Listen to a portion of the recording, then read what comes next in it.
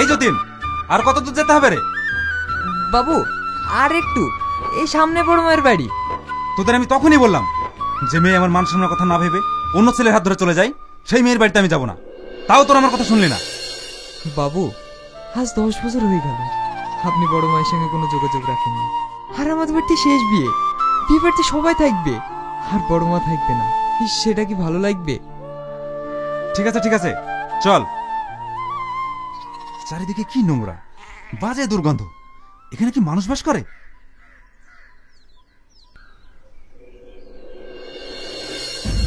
C C, এই দেখে চলতে পারিস না? এটা কি করলি? জঙ্গলি কোথাকার। এদের মা বাবাও তেমন, ছেলে জন্ম দিয়ে রাস্তায় ছেড়ে দেয়। বাবু ও বাচ্চা, বুঝতে পারেনি। তুমি যাও, চলেন বাবু।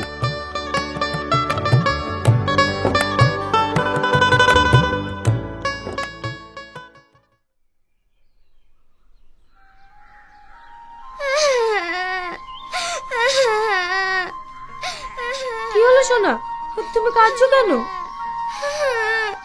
আমাকে একটা বাজে লোক বকলো। এমন বলতে হয় না সোনা, নিশ্চয় তুমি কোনো দোষ করেছো। চুপ হো।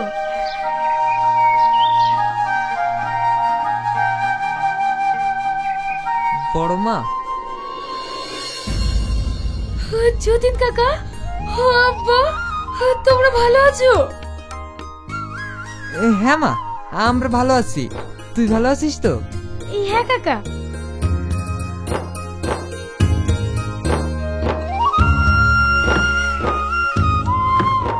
বসো আব্বা, আমি তোমাদের জন্য খাবারের ব্যবস্থা করি।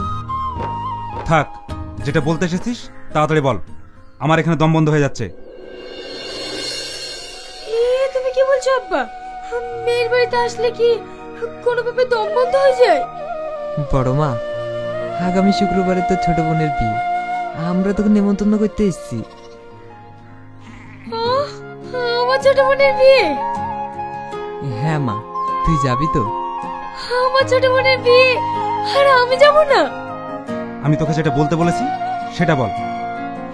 মা, এই বিয়েতে শুধু তোর নিমন্ত্রণ থাকলো, জামাই বাবাজিকে নিয়ে যাস না। কাকা, এই বিয়েতে আমি যেতে পারবো না। যেখানে আমার স্বামী যাবে না সেখানে আমিও যাব না। সালমা, আজকে আমরা আরো 20 প্যাকেট মালের অর্ডার পেয়েছি। আব্বা এসেছে, এটা আমাদের যতীন কাকা। ভালো আছেন আব্বা? ভালো আছেন কাকা? হ্যাঁ বা ভালো আছি। কিরে, আমাকে এখানে এইভাবে দাঁড়িয়ে রাখবি না যাবি? বাবু বলছিলাম, জামাই বাবুজি গেলে বা সমস্যা কি? কেন, কষ্ট হচ্ছে? ঠিক আছে, ওকেও যেতে বল। বড় মা, তোদের সবার নেমন্তন্ন থাকলো, তোরা সবাই একসাথে যাবি। আমরা আসছি মা।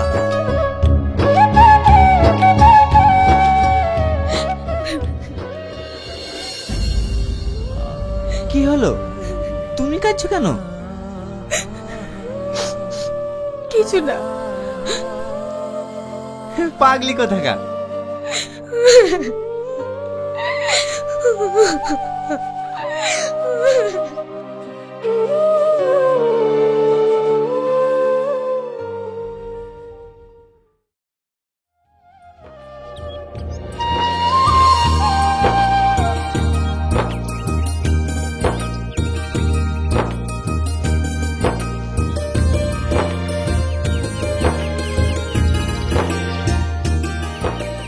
ভালো আছিস তোরা?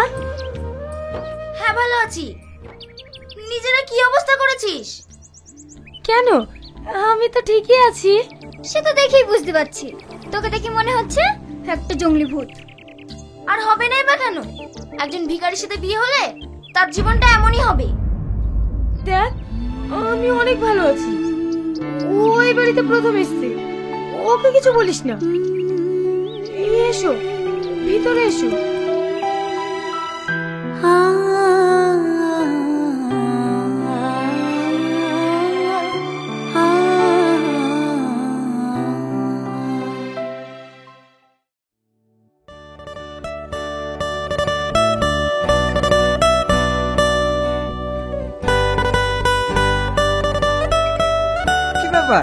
এ কেন এখানে?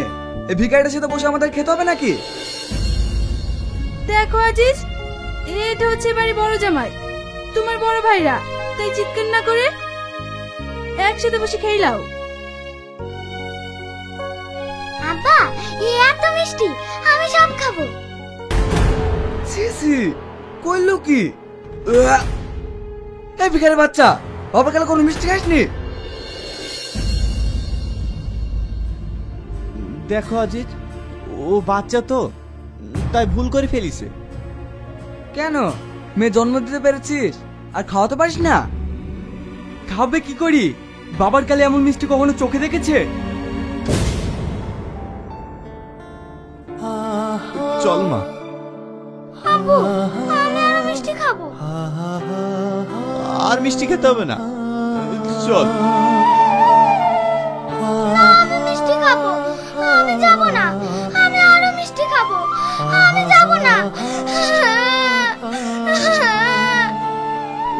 দেখ মা, এই এত দামি মিষ্টি আমাদের হজম হবে না, জেদ করিস না, চল।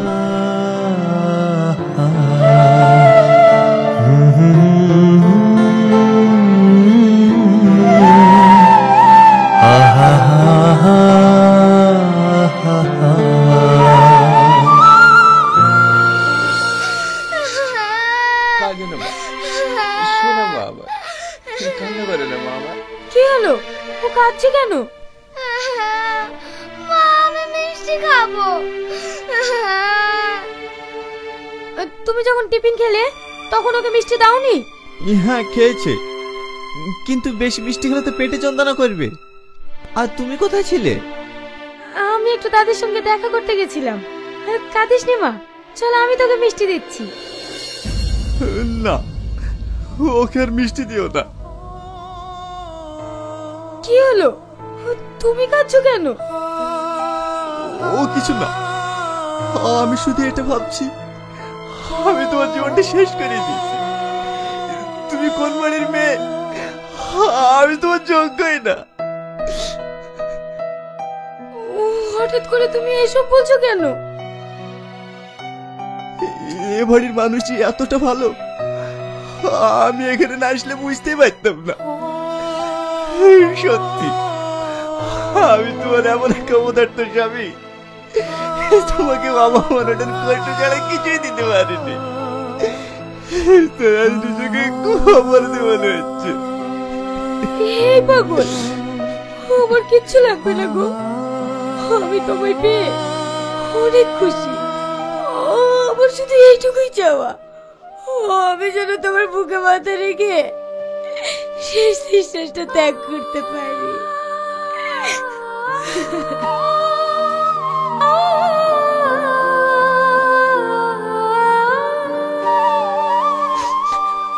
আমি ওকে খাইয়ে নিয়ে আসছি, তুমি গিয়ে তুবড়োটা দিয়ে আসো।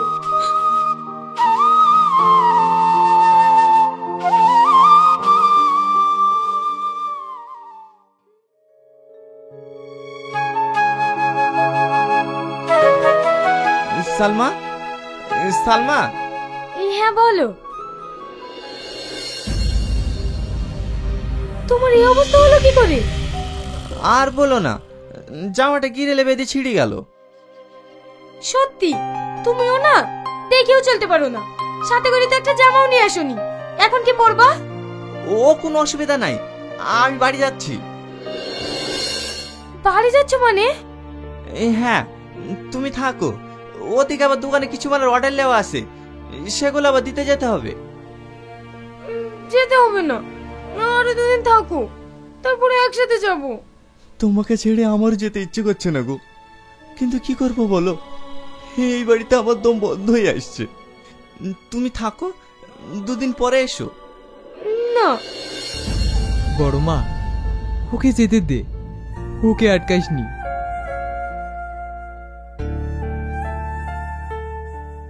এখানে খালি খালি অপমান হওয়ার থেকে ওর চলে যাওয়াই ভালো। মানে? ও এখান থেকে খালি খালি যায়নি। সেদিন যখন একসাথে টিফিন খেতে বসেছিল, তখন আজিজ আর আসিন ওকে অনেক অপমান করলো। আর আজ দুবড়ুতে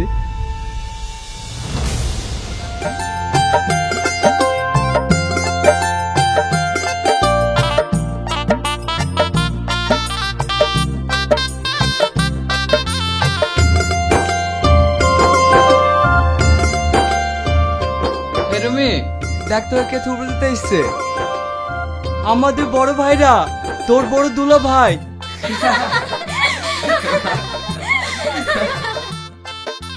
নিশ্চয় তোর বড় কিছু উপহার দিবে।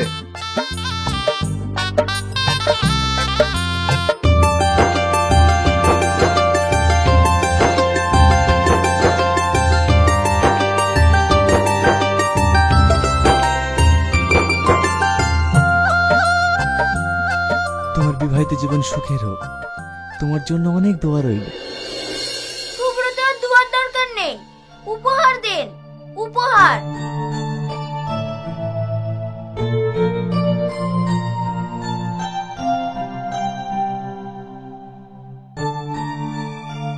এই রুমিকে থুবড়োতে মাত্র 500 টাকা দিল। এর বেশি আবার কি দেবে? এই ভিখারির কাছে আছেই বা কি? এই নিয়ে যা তোর টাকা।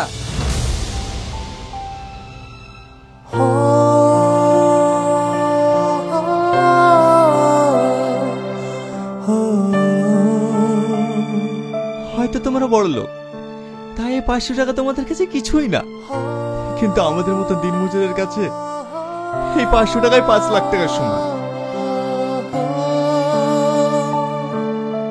দাঁড়ান দালা ভাই, এই নোংরা জামাটা দেখছি 2 দিন ধরে পরে আছেন, তাই আমরা আপনাকে একটা নতুন জামা কিনে দেওয়ার ব্যবস্থা করছি।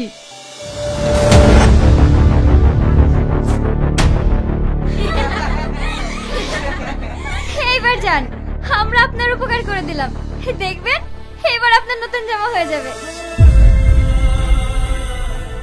তোমরা আমার অনেক উপকার করলে, তোমাদের এই উপকার আমি কোনোদিনও ভুলবো না।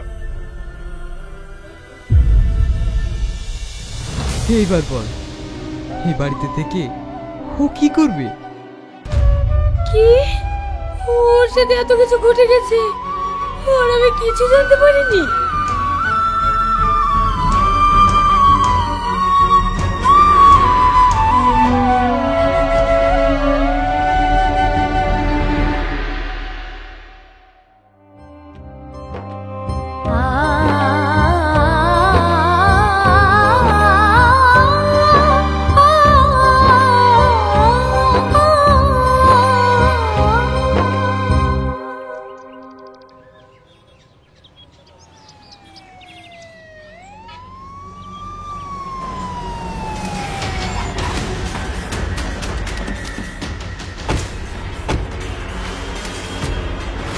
You are under arrest. Tony